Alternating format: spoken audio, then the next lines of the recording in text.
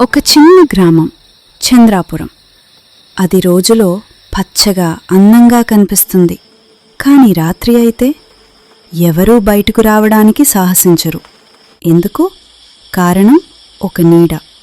చీకటితో కప్పబడిన మనిషిలా కనిపించే కాని మనిషి కాని నీడ.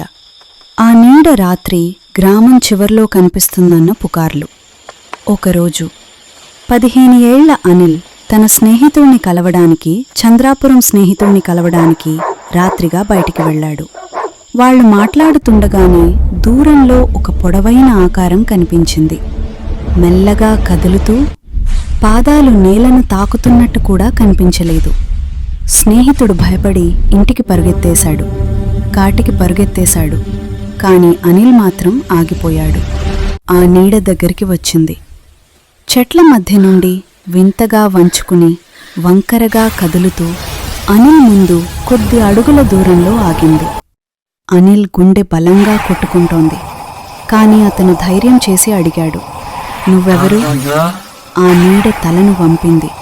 చీకటిలో మెరిసినవి కళ్ళు కాదు, అవి ఒక లోహపు బొత్తాలులాగా కనిపించాయి.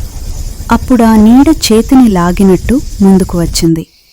అనిల్ అరవబోయేలోపే ఆ నీడ నేరుగా నేలలో కలిసిపోయింది.